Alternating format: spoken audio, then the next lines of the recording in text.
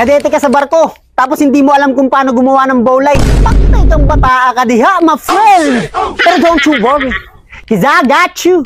Sagot ka ni Kuya Mikey.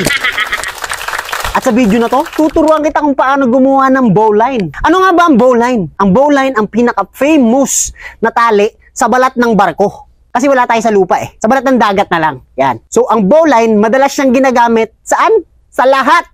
Kasi nga, pinaka-famous siya. Siya yung pinakamadaling ikabit, siya yung pinakamadaling tanggalin. Meron dalawang way ng paggawa ng bowline. At yung dalawang yan, ituturo ko sa'yo. Kung gusto mong matuto, please like, comment, save, and share this video para makita rin ng mga kadete na nangangarap maging seafarer. Halika.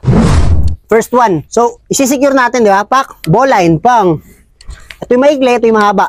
Kung saan yung mahaba, gawa ka lang ng bilog. So, kung paangat yung bilog mo, ibabaw ka rin magpapasok yan. Pak, pinasok mo dyan. So, kung saan mo pinasok, i-cross mo ngayon, doon mo rin siya ilalabas, kaibigan ko.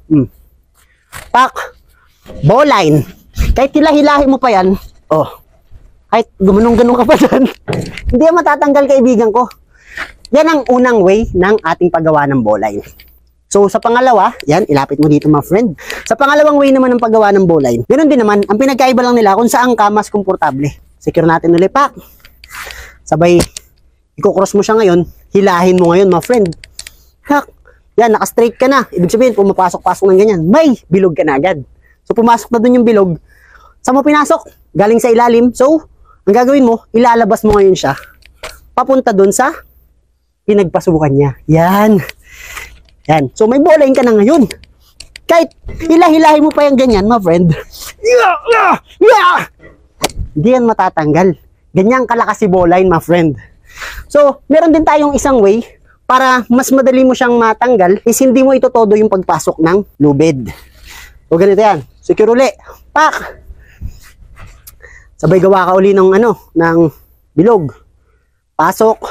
Pagkapasok mo ng ganyan, gagawin mo ay hindi mo itotodo yung tali mo. Gagawin mo half lang, ganyan lang. Para meron pa rin natitira ng buntot. Ganyan. Pak.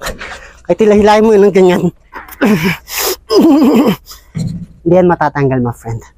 Pero pag ginila mo to, pak, tanggal, my friend. Ayan na, tapos na. Ganyan lang kadaling gumawa ng bowline. So sa susunod pag pinagawa ka ni maestro kung paano gumawa ng bowline, ha? Sabihin mo marunong ka na. And kung may natutunan ka sa video na to, please like, comment, save, and share this video para makita rin ng mga kadete na nangangarap maging seafarer. Bye-bye!